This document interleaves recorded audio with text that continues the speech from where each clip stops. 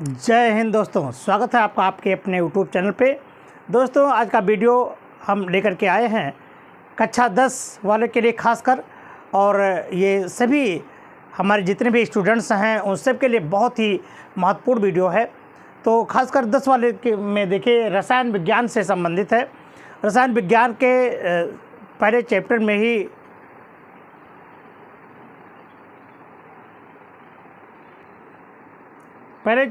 यह है कि रासायनिक समीकरण को संतुलित करना। जी हाँ, बहुत ही इम्पॉर्टेंट है। जिस प्रकार से ग्रामर होता है अंग्रेजी में, चाहे जब सीखना पड़ता है, लेकिन अगर आप उसको सीख लिए तो कभी धोखा नहीं खाओगे। ठीक इसी प्रकार से हमारे साइंस वर्ग में, खासकर रसायन विज्ञान में, जब तक आप रासायनिक समीकरण को संतुलित करना नहीं सीख पाओगे तब तक बहुत ही मुश्किल हो जाएगी। तो हम लोग आज सीखेंगे रासायनिक समीकरण को संतुलित करने की विधि, किस तरह से रासायनिक समीकरण को संतुलित किया जाता है। तो आप जानते हैं कि संतुलित करने में क्या है। जैसे मान लीजिए कोई आपकी अभिक्रिया है, A plus B equal to A B, ठीक है। यहाँ पर देखना है हमको कि ए और B gives out A B आपका बनता है, तो ये भी आपके अभिकारक हैं। क्या है ये? इसको कहते हैं अभिकारक, और ये आपका उत्पाद बनता है। तो द्रव्यमान संरक्षण के नियम के अनुसार आप जानते हैं कि रासायनिक अभिक्रिया में प्रयुक्त होने वाले पदार्थ का द्रव्यमान और इधर उत्पाद में द्रव्यमान संरक्षण रहता है, अर्थात नष्ट नहीं होता। यानी परमाणु को ना तो आप बनाते हैं और ना ही परमाणु नष्ट होता है, अर्थात दोनों में समान प्रकार के परमाणु होते हैं। जितना अभिकारक में होगा उतने ही उत्पाद में होने चाहिए, क्योंकि ये द्रव्यमान संरक्षण का नियम है। तो ठीक इसी प्रकार से यह अविनाशिता का भी सिद्धांत ये बताता है कि परमाणु को ना तो उत्पन्न किया जा सकता है और ना ही नष्ट किया जा सकता है। तो हम लोग क्या करते हैं कि इसमें परमाणुओं की संख्या जो असंतुलित होती है उसको संतुलित करते हैं, ठीक है। रासायनिक समीकरण में परमाणुओं की संख्या अनियमित को नियमित करना, यानी जो इसमें परिवर्तन होता है, जो इसमें परिवर्तन है उसको समान रूप में लाने को ही समीकरण क्या कहते हैं? संतुलित समीकरण कहते हैं। यानी संतुलित समीकरण किसे कहते हैं? रासायनिक समीकरण में जो पदार्थ हैं यानी तत्व की अनियमितता यानी भिन्नता को समान लाने की क्रिया को क्या कहते हैं?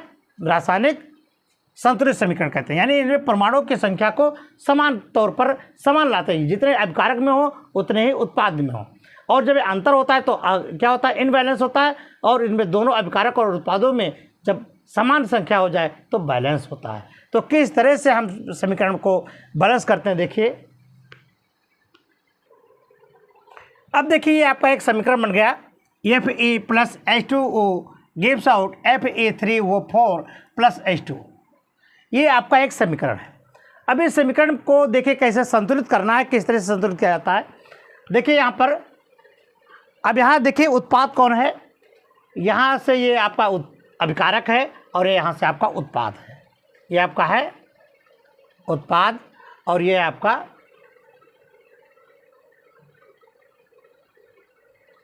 अभिकारक। ये चीज़ तो आपको जानना जरूरी है। अब देखिए क्या है कि Fe में अकेला Fe है, यहाँ Fe3 है, ये H2O में H 2 बार है, यहाँ पर भी 2 बार है। वो यहाँ पर अकेला है, लेकिन वह यहाँ पर वो कितना है? 4 है। तो इसी समीकरण को आपको संतुलित करना है। तो ये देखिए आपका इनबैलेंस रिएक्शन है, और इनबैलेंस को कैसे बैलेंस किया जाता है इसकी कुछ विधियाँ हैं। तो मुख्यतः कौन सी विधियाँ हैं, देखिए किस तरह से होता है। तो सबसे पहले क्या होता है कि ये जो अभिकारक और उत्पाद हैं, ये देखिए ये आपके अभिकारक और ये आपका इतना अभिकारक बना और ये आपके उत्पाद हैं। तो सबसे पहले क्या करना होता है कि जितने भी अभिकारक और उत्पाद में जो आपके तत्व हैं उनको बक्स में बंद कर दो, यानी इनके नक्शे को बक्से में बंद कर दो। चलो भाई बक्सा में बंद करो। देखिए ये पहली विधि है कि इसको ऐसे इसमें बंद कर दो।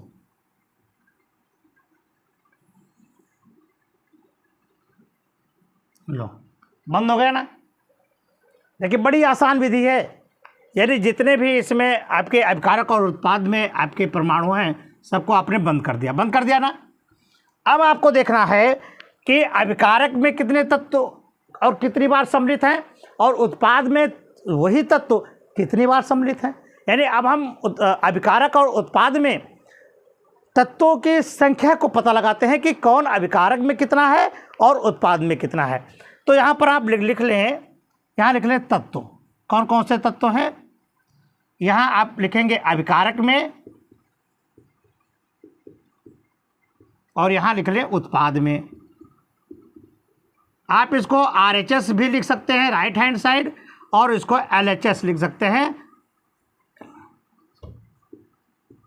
Left hand side. ठीक है, दोनों प्रकार से आप इसको लिख सकते हैं। तो ये अब देखिए ये तत्व के नाम है। तत्व कौन कौन से तत्व इसमें जुड़े हैं देखिए, यहाँ से देखिए आयरन, हाइड्रोजन, ऑक्सीजन, बस 3 ही चीज़ है। ठीक है, यानी आयरन जुड़ा हुआ है, हाइड्रोजन जुड़ा हुआ है और ऑक्सीजन जुड़ा हुआ है। अब अभिकारक में कितने हैं और उत्पाद में कितने हैं, इनकी संख्या ज़रा देखो।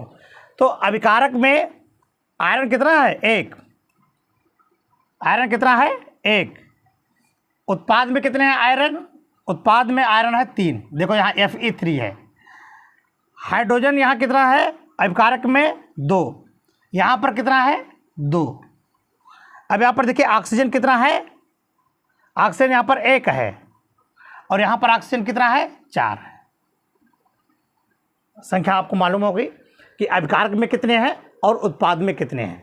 ठीक है, अब देखिए आप सुविधा के लिए क्या किया जाता है कि जो ज़्यादा परमाणु में अंतर होता है उसी को पहले बैलेंस करना शुरू करते हैं। तो देखिए उत्पाद में हमारे 4 है, अभिकारक में क्या है 1 है। तो जहाँ पर हमारा अभिकारक है वहाँ इसकी संख्या को इसके बराबर करना है, तो ये बड़ा है ही, लेकिन इसके बराबर, इसको जब इसके बराबर करना होगा तो क्या करना होगा, जहाँ पर हमारा वो है वहाँ उसके आगे 4 से मल्टीप्लाई कर देना होगा। ठीक है, तो अगर हम जहाँ पर हमारा ऑक्सीजन है तो ऑक्सीजन के आगे अगर हम 4 से इसको मल्टीप्लाई कर रहे हैं, मान लीजिए 4 से इसको गुणा कर दें तो 4 एकम 4 हो जाएगा, नहीं 4 एकम 4। तो कहाँ पर है आपका ऑक्सीजन, यहाँ पर देखिए ऑक्सीजन यहाँ है, तो यहाँ पर आपको क्या करना होगा 4 से गुणा कर देना होगा। देखिए 4 से गुणा कर दिया, गुणा कर देना। अब 4 से जब गुणा कर दिया तो देखिए ऑक्सीजन कितना हो गया, ऑक्सीजन 4 एकम 4 हो गया। अब हाइड्रोजन की संख्या में देखिए क्या अंतर हो गया, हाइड्रोजन की संख्या में 4 यहाँ है, 2 यहाँ, तो 4 दूनी 8। हाइड्रोजन कितना हो गया 8, यहाँ पर हाइड्रोजन हो गया 8। ठीक, और यहाँ पर हाइड्रोजन कितना है 2 है ये। ठीक है, तो अब देखिए कि अब कौन अंतर हो गया, अब हाइड्रोजन की संख्या को आप ये डिस्टर्ब हो गया हाइड्रोजन की संख्या, तो अभिकारक में हाइड्रोजन की संख्या बढ़ गई, यहाँ 8 हो गया, यहाँ हाइड्रोजन की संख्या आपकी कितनी है 2 है। तो अगर हम 2 से उत्पाद को मल्टीप्लाई कर देंगे 4 से तो 2 चौक 8, यानी 2 चौक 8, यानी हाइड्रोजन की संख्या भी 8 हो जाएगी।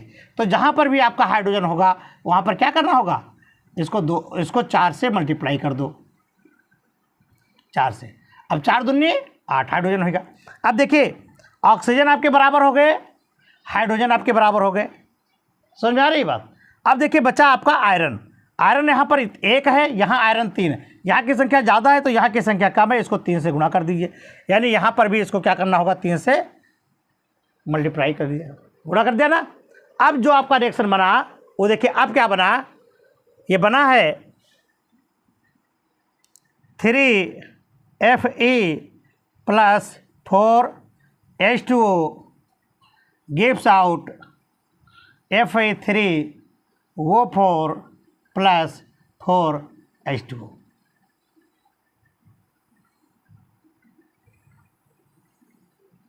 ये देखिए समीकरण बना ना, इसी को कहते हैं बैलेंस समीकरण। आराम से हो गया ना, कोई दिक्कत तो है नहीं। देखिए अब इसमें सभी आराम से जितने भी परमाणु है आपके सब, आयरन 3 यहाँ है, 3 यहाँ है, बैलेंस हो गया। हाइड्रोजन 8 यहाँ है, देखिए 4 दूनी 8, और हाइड्रोजन यहाँ 4 दूनी 8, ये भी बैलेंस हो गया। ऑक्सीजन देखिए यहाँ पर 4 से मल्टीप्लाई कर रहा है, गुणा कर रहा है 4, ऑक्सीजन यहाँ आपका 4 हो गया, यहाँ पर भी ऑक्सीजन आपके कितने हो गए 4 हो गए। ठीक है, कोई दिक्कत है? तो इस तरह से आपका रासायनिक समीकरण हो जाता है। ठीक है, समझ आई बात? चलिए देखिए, ये एक आपका समीकरण है, इसको आपको संतुलित करना है। देखिए आप उसी विधि से देखिए इसको कैसे समीकरण संतुलित कर सकते हैं। देखिए ये क्वेश्चन आपका NCERT का है, ठीक है, तो कोई इधर उधर की क्वेश्चन नहीं है। आप मेहनत करते रहें और अपने जो लक्ष्य है उसको निर्धारित करते रहें।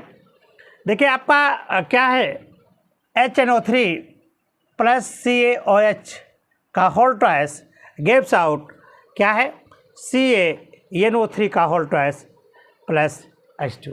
ये आपका दिया हुआ है। तो देखिए क्या होता है, वही होता है कि इसमें देखिए NO3 कितने हैं, 2 है, और यहाँ पर NO3 अकेला है। यहाँ पर हाइड्रोजन देखिए कितने हैं, 2 यहाँ और यहाँ 3 है, और यहाँ पर 2 ही है। क्लियर। Ca यहाँ पर 1 है, Ca यहाँ पर 1 है, ऑक्सीजन यहाँ पर 2 है, यहाँ पर ऑक्सीजन 1 है।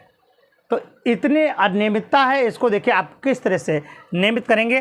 तो वही चीज़ कि सबसे पहले क्या करेंगे कि इनको एक बॉक्स में बंद कर दीजिए, ठीक है, ये बॉक्स हो गया, इन बॉक्स में इनको बंद कर दो। अच्छा देखिए बॉक्स में बंद करने का मतलब क्या है, ताकि आप इनके जो आपके ये यौगिक लिखे हैं इनमें हेर फेर नहीं कर सकते। क्या कर सकते हैं, इसके आगे पीछे आप परमाणु आगे लिख सकते हैं, लेकिन इसमें इसको ये सब H2 है तो H2O2 नहीं कर सकते, ठीक है। इसलिए इसको बॉक्स में भर दिया जाता है कि आप कोई भी मल्टीप्लाई करते हैं तो यहाँ पर भी आप करेंगे ताकि पूरे का 2 गुना 4 गुना 5 गुना जितना भी हो जाए। तो देखिए क्या है, ये हो गया। अब यहाँ पर आप तत्व की संख्या लिखेंगे उसी तरह से, तत्व की संख्या यहाँ पर आप लिखेंगे अभिकारक में और यहाँ उत्पाद में, ठीक है। ये आपका हो जाएगा RHS और ये हो जाएगा LHS, ठीक है। तो कौन कौन से तत्व जुड़े हैं ये आपको देखना होगा। यहाँ पर है हाइड्रोजन NO3, यहाँ पर ध्यान में रखना है, ये नाइट्रेट जुड़ा है, नाइट्रेट फॉर्म में है, इसलिए NO3 है यहाँ पर, ठीक है। और फिर जुड़ा है आपका कैल्शियम, फिर उसके बाद में ऑक्सीजन। इतने तत्व आपके जुड़े हुए हैं, ये तत्व भी जानना जरूरी है। अगर यहाँ पर नाइट्रोजन और ऑक्सीजन को डिस्टर्ब कर रहे हैं कि इधर उधर जुड़े तो दिक्कत हो जाएगी, क्योंकि यहाँ पर देखिए NO3 यहाँ है, यहाँ पर भी NO3 है, यानी नाइट्रेट फॉर्म में जुड़ा हुआ है, ठीक है। इस चीज़ को भी जानना जरूरी है। अब यहाँ पर आप संख्या में लिखेंगे अभिकारक और उत्पाद में कि कितनी कितनी संख्या है। तो यहाँ पर हाइड्रोजन में देखेंगे, यहाँ पर 1 और 2 यहाँ पर, तो अभिकारक में कितने हाइड्रोजन हैं, 3, ठीक है। अब यहाँ पर आप उत्पाद में देखें कितने हैं, उत्पाद में कितने हाइड्रोजन है, 2। नाइट्रेट देखें NO3 कितना है, यहाँ पर 1 है, यहाँ पर कितना है, 2। NO3 का होल ट्वाइस है ना। यहाँ पर देखिए कैल्शियम कितने हैं, 1 है, यहाँ पर भी कैल्शियम कितना है, 1 है। ऑक्सीजन के बाद देखें कितनी है, यहाँ पर देखिए, यहाँ नहीं जोड़ना, NO3 है ये तो आप ऑक्सीजन इसको नहीं कैलकुलेट कर सकते, यहाँ पर कर सकते, ये कर देंगे इसको। 2 है यहाँ पर, ऑक्सीजन यहाँ पर कितना है, 2, और यहाँ पर कितना है आपका, यहाँ पर भी 1 है, ठीक। अब ये संख्या आपको मिल गई। अब आप पहले डिफरेंस देखेंगे, डिफरेंस देख करके तब तो आप बैलेंस करेंगे। तो देखिए ये आपका डिफरेंस मिल गया। तो कोई यहाँ पर ज़्यादा अंतर नहीं है, 1 1 2 का अंतर है। तो देखिए यहाँ NO3 1 है, यहाँ NO3 2 है, ठीक है। यहाँ पर ऑक्सीजन 2 है, यहाँ पर ऑक्सीजन 1 है, हाइड्रोजन यहाँ पर 3 है और यहाँ पर हाइड्रोजन 2 है, ठीक है। तो देखिए 2 और 3 जहाँ होते हैं, तहाँ 2 और 3 जहाँ होते हैं तहाँ क्या करेंगे, लासा 2 3 6, यानी 6 आप बराबर करेंगे। तो जहाँ पर 3 है यहाँ पर इसको क्या करेंगे, 2 से मल्टीप्लाई करेंगे, और जहाँ 2 है वहाँ को क्या करेंगे, 3 से मल्टीप्लाई कर देंगे, ठीक है। तो ये हो गया आपका।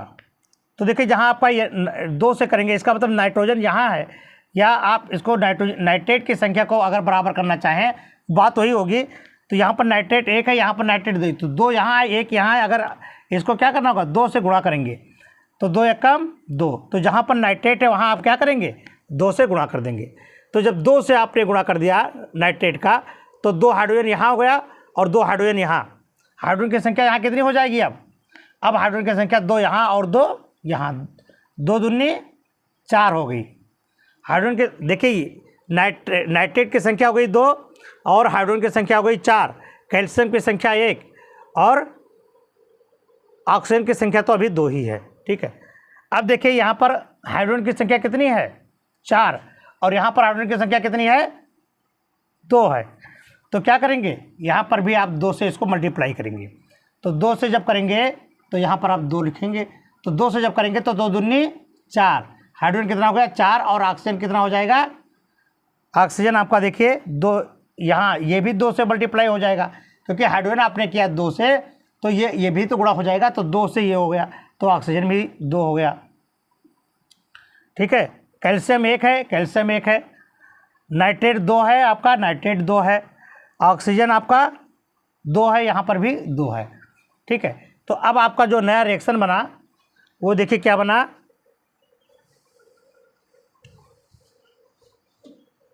नया रिएक्शन जो बना वो आपका बना 2HNO3 प्लस CaOH का होल ट्वाइस गिव्स आउट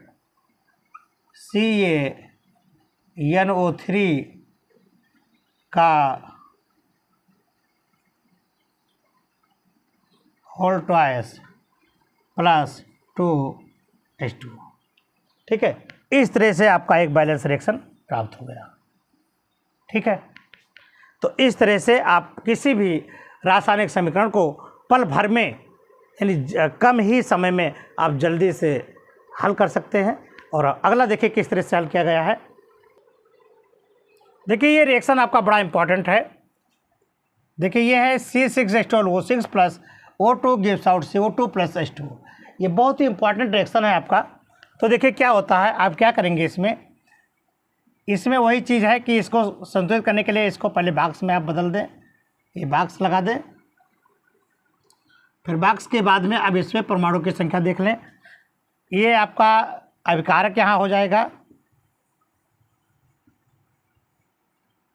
यानी LHS और ये हो जाएगा उत्पाद RHS। ठीक है, तत्व की संख्या ये हो जाएगी, कौन कौन से हैं तत्वों की संख्या देखिए, कार्बन, हाइड्रोजन और ऑक्सीजन, बस यही 3 चीज़ इसमें जुड़ा है, कार्बन, हाइड्रोजन और ऑक्सीजन।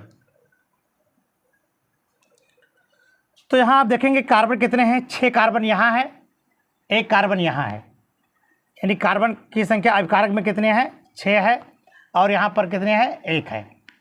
हाइड्रोजन की संख्या यहाँ पर देखेंगे कितना है 12 है, हाइड्रोजन की संख्या कितने है 12 है और यहाँ पर कितना है 2 है। ऑक्सीजन की संख्या देखिए यहाँ पर 6 और 2 8 है और यहाँ पर संख्या 1 है। इतनी चीज़ें नहीं, यहाँ पर कितने हैं देखिए 2 और 1 3 है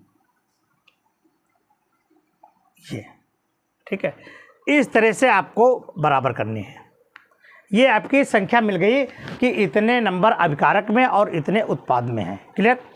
अब देखिए कार्बन की संख्या को अगर बराबर करना शुरू करें या हाइड्रोजन चाहे जिसकी बराबर करें, तो देखिए अगर कार्बन की संख्या यहाँ 6 है तो यहाँ पर आपको क्या करना होगा, जहाँ कार्बन है वहाँ क्या करेंगे 6 से अगर मल्टीप्लाई करें, ये 6 से गुणा करें तो 6 एकम 6, तो जहाँ भी कार्बन है वहाँ आप क्या लिखेंगे 6 से गुणा कर दिया ना। यहाँ देखिए 6 है तो यहाँ भी आपने 6 से मल्टीप्लाई किया तो 6 एकम 6 हो गया। अब देखिए जब कार्बन की संख्या आपने 6 कर दी तो यहाँ पर देखिए ऑक्सीजन कितना हो गया 6 दूनी 12 ऑक्सीजन हो गई ना, आपकी संख्या में 12 ऑक्सीजन हो गया। यानी यहाँ पर आपका जो 3 था वो क्या हो जाएगा 2 6 12 और 1 13, कितना हो जाएगा ऑक्सीजन की संख्या हो गई 13 हो गई, क्योंकि 2 6 12 और 1 इधर। अब देखिए लेकिन एक चीज़ हो गया आपका कार्बन की संख्या आपकी बैलेंस हो गई। ठीक है, अब अगर हाइड्रोजन की संख्या को बैलेंस करना चाहें तो देखिए इधर कितना है 12 और इधर कितना है 2, तो अगर इसको क्या करें 6 से अगर मल्टीप्लाई करें ये 6 से तो 6 दूनी 12, हाइड्रोजन की संख्या आपकी 12 हो गई और ये भी संख्या 12 हो गई, यानी 12 हो गई ना। तो अब देखिए जब 12 आपके हाइड्रोजन की संख्या होगी तो देखिए 2 छक 12, ऑक्सीजन की संख्या कितनी हो जाएगी अब 2 छक 12 और 6 18, ऑक्सीजन की संख्या कितनी हो गई 18। अब यहाँ पर कितना हो गया 18, यहाँ पर ऑक्सीजन की संख्या देखो कितना है, यहाँ संख्या है आपकी 6 और 2 8, ठीक है। लेकिन क्या करेंगे अब, अगर यहाँ पर आप 6 से इसको मल्टीप्लाई कर रहे हैं तो क्या हो जाएगा, ये 6 दूनी 12 और 6 यानी 12 धन 6 बराबर ये भी 18 हो गया ना।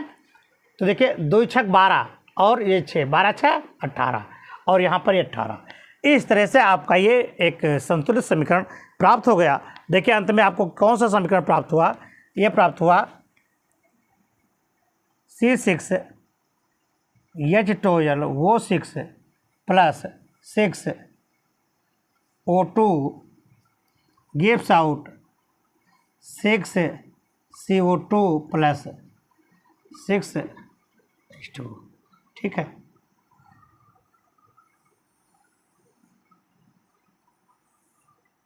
ये देखिए ये आपका एक संतुलित समीकरण प्राप्त हो गया, ठीक है। तो इस तरह से आप संतुलित समीकरण आसानी से लिख सकते हैं, ठीक है।